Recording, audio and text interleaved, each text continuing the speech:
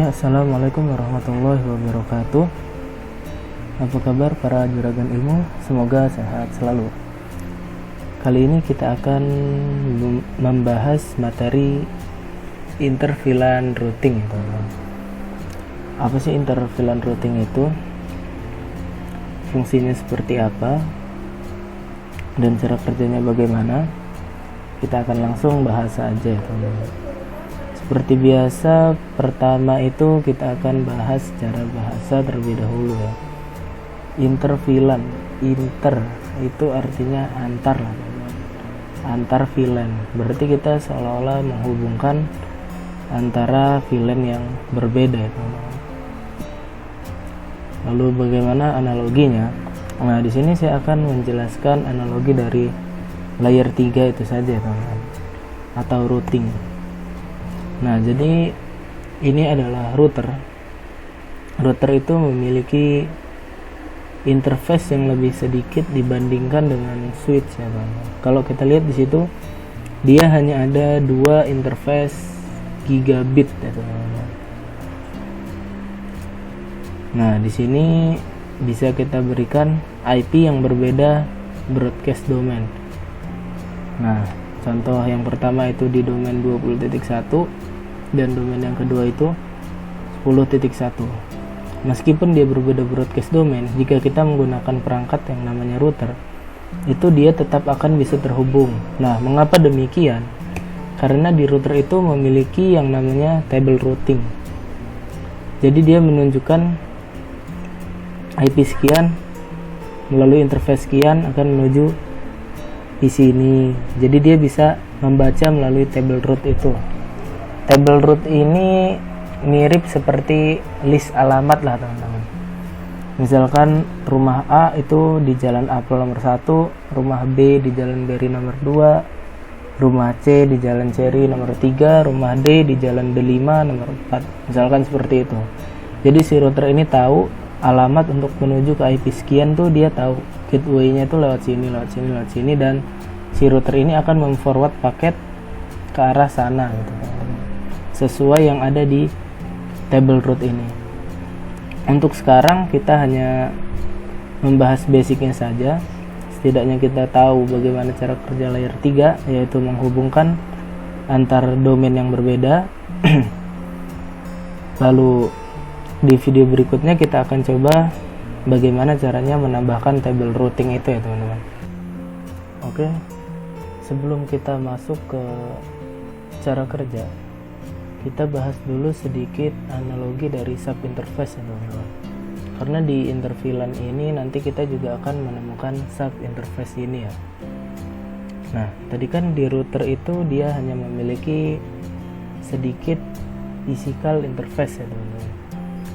Nah, dari physical interface ini kita bisa berikan sub interface lah, atau seperti interface virtual di dalam physical interface itu, teman-teman. Jadi nanti di dalam satu physical interface ini seolah-olah terdapat 2 interface. Interface yang pertama itu mengakses ke IP 20.1 dan interface yang kedua itu mengakses IP 10.1 ya, teman-teman.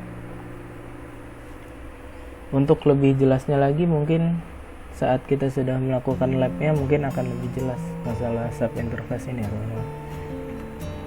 Nah, analogi gampangnya itu interface fisik itu seperti ruangan inti, dan di ruangan inti ini terdapat ruangan-ruangan kecil lagi, teman-teman, yaitu seperti ruang capsek, ruang kelas, atau ruang BK. Ya, mirip-mirip dengan VLAN lah. Kalau di switch, VLAN itu kan membagi broadcast domain atau memecah broadcast domain yang ada di perangkat switch itu. Nah, tapi kalau di router, yang dia partisi atau yang dia bagi itu di dalam satu interface fisikal itu, teman-teman.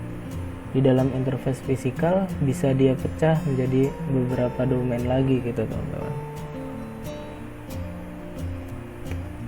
Oke, kita lanjut ke cara kerja. Misalkan ada 2 PC, 1 switch dan 1 router ya, teman-teman. PC pertama mengakses VLAN 10 dan yang satunya mengakses VLAN 20. Lalu kita berikan IP 10.10 dan 20.20. Seharusnya ketika kita hanya menggunakan konfigurasi default, kedua PC ini tidak akan bisa terhubung ya teman-teman, karena mereka berada di broadcast domain yang berbeda. Ketika PC VLAN 10 mengirim paket menuju ke VLAN 20, PC di VLAN 20, maka paket itu tidak akan terkirim teman-teman. Kenapa tidak terkirim? Karena begitu switch membroadcast di VLAN 10 itu tidak ada IP 20.20. IP 20 adanya di VLAN 20. Oleh karena itu switch ini akan membroadcast ke seluruh VLAN 10 ya teman-teman. Termasuk mode terang. Mode terangnya kan ada VLAN 10 lah di mode terang itu. Jadi switch ini bisa meneruskan ke router atau ke gateway. Setelah switch meneruskan ke gateway, nanti di router ini dia akan memproses table routingnya. Oh ternyata 20.20 ini lewat interface B gitu teman-teman. Nah setelah tahu tujuannya, maka si router ini akan mengirimkan paket tersebut ke VLAN 20 teman-teman, ke PC yang ada di VLAN 20, dan setelah itu akan ada pesan replay dan baru mereka bisa terhubung. Jadi intinya ada di perangkat layer 3 ini sih teman-teman. Si router ini berfungsi untuk menghubungkan antara broadcast domain yang berbeda lah, kayak gitu teman-teman. Jadi kesimpulannya, cara untuk menghubungkan VLAN yang berbeda adalah menggunakan perangkat layer 3 ya teman-teman. Baik itu router ataupun multi layer switch mungkin bisa juga.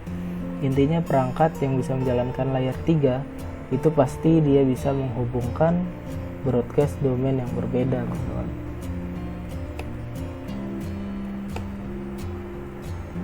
Oke, terima kasih untuk yang sudah menonton. Jika ada pertanyaan bisa melalui Instagram. Jika berminat untuk join forum, bisa bergabung dengan forum NetIO and Team.